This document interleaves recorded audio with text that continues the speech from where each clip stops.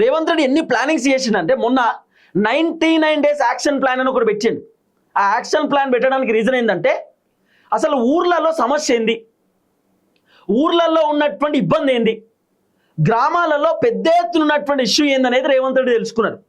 తెలుసుకుంటే రేవంత్ రెడ్డికి వచ్చినటువంటి పెద్ద ఇష్యూ ఏంటంటే ఒకటి పెన్షన్లు అనవసరమైనటువంటి వ్యక్తులకు వస్తున్నది, అవసరమైనటువంటి వ్యక్తులకు పెన్షన్లు వస్తలేవు.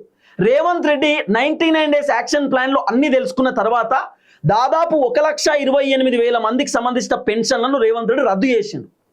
2 లక్షల మందికి రేవంత్ రెడ్డి పెన్షన్లు కొత్తగా ఇస్తున్నాడు. కొత్త వాళ్లకు రేవంత్ రెడ్డి పెన్షన్లు ఇస్తున్నాడు. పాత వాళ్ళకి సంబంధించినటువంటి 1,28,000 మంది పెన్షన్లు తీసేసాడు. సో రేవంత్ రెడ్డి పెన్షన్లకు సంబంధించినటువంటి సమస్య తెలుసుకున్నాడు. మేజర్ ఇష్యూ, గ్రామాలలో ఉన్నటువంటి మేజర్ ఇష్యూ, రూరల్ ప్రాంతాలలో ఉన్నటువంటి మేజర్ ఇష్యూ పెన్షన్లు కరెక్ట్ టైంకి వస్తలేవు, కరెక్ట్ మనుషులకు వస్తలేవు. అంటే అర్హులైనటువంటి వాళ్ళకి పెన్షన్లు వస్తలేవు, అనర్హులకు చాలా మందికి పెన్షన్లు వస్తున్నాయి. చనిపోయినటువంటి వాళ్ళకి పెన్షన్లు వస్తున్నాయట, ఇంకా ఏజ్ రానటువంటి వాళ్ళకి పెన్షన్లు వస్తున్నాయట, ఉత్తగానే అక్రమంగా కొంతమందికి పెన్షన్లు అవుతున్నాయట, అవన్నీ కట్ చేసేసిండు. సో మొదటి ఇష్యూ పెన్షన్ అనేది రేవంత్ రెడ్డి తెలుసుకున్నాడు, కట్ చేసిండు.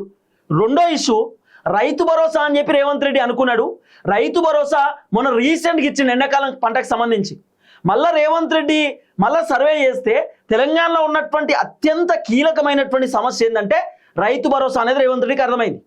అందుకే రేవంత్ రెడ్డి వానాకాలం పంటకు సంబంధించినటువంటి రైతు భరోసా డబ్బులు కూడా 30వ తారీఖు రైతుల ఖాతాలలో జమ చేయడానికి రేవంత్ రెడ్డి పూర్తి స్థాయిలో సిద్ధమైపోయినటువంటి పరిస్థితి.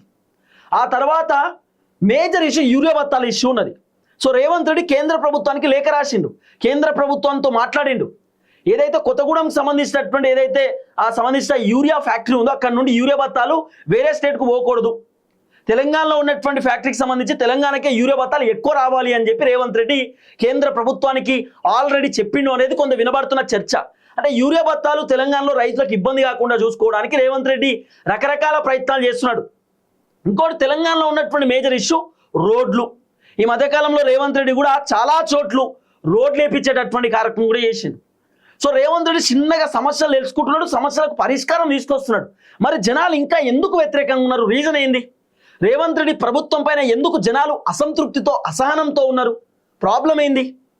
రేవంత్ రెడ్డి చేయాల్సిన పని చిన్నగా చేస్తున్నాడు. మరి ఇంకా ఇష్యూ ఏంటంటే ఎమ్మెల్యేల ఇష్యూ. ఎమ్మెల్యేలు గెలిచిన కాంచెలు ఇప్పటిదాకా ఒక్కసారి కూడా గ్రామాలలో తిరగలేదు. ఎమ్మెల్యేలు నియోజకవర్గాలలో ఉంటున్నారు. నియోజకవర్గం అంటే ఆ నియోజకవర్గ జిల్లా కేంద్రంలో ఉంటున్నారు, వాళ్ళ క్యాంప్ ఆఫీస్లో ఉంటున్నారు తప్ప గ్రామాలలో తిరగట్లేదు.